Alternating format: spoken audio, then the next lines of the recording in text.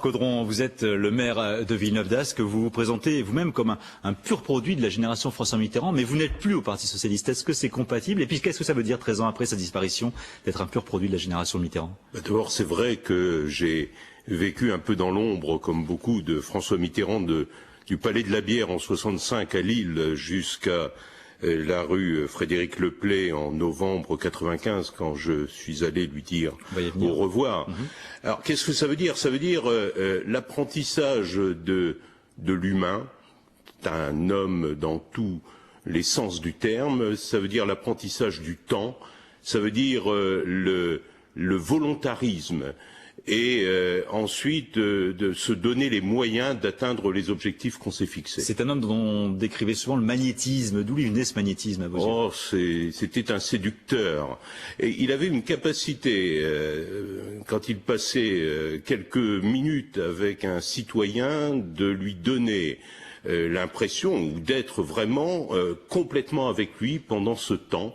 Et donc, toute personne qu'il rencontrait ne pouvait pas rester indifférente. Et justement, vous l'avez rencontré 2 mois avant sa mort, à sa demande, à Paris. Nous sommes en novembre 95. Et il vous dit, si vous saviez, Gérard Caudron, ce que l'on peut ressentir quand on a été ce que j'ai été et qu'on en est aujourd'hui capable, qu'on en est aujourd'hui au point de compter le nombre de pas qu'on est encore capable de faire. Quelle opinion avait-il de lui-même en disant ça à travers cette phrase? Une haute opinion de lui, plutôt? Oh, je ne sais pas si c'est le problème, c'est de savoir s'il avait une haute opinion de lui. Ce qui est sûr, c'est qu'il montrait sa véritable dimension, la dimension humaine.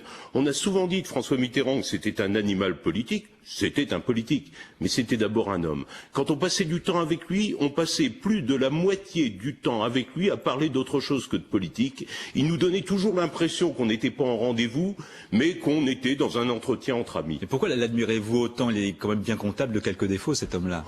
Vous savez, l'amour, on compte pas. Je veux dire, les véritables amis sont pas ceux qui portent des jugements a priori, ce sont ceux qui acceptent leurs amis comme ils sont. Est-ce qu'aujourd'hui, au Parti Socialiste, vous voyez quelqu'un, un élu, un élite, qui a l'étoffe de François Mitterrand et qui pourrait lui succéder?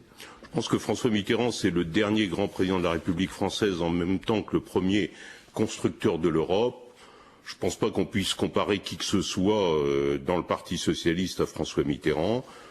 Je pense que Martine Aubry, avec ce qu'elle a pu connaître de succès et d'échecs, pourrait un jour être sur sa trace. Gérard Caudron, merci beaucoup d'être venu évoquer la mémoire de François Mitterrand à l'occasion des 13 ans de sa disparition.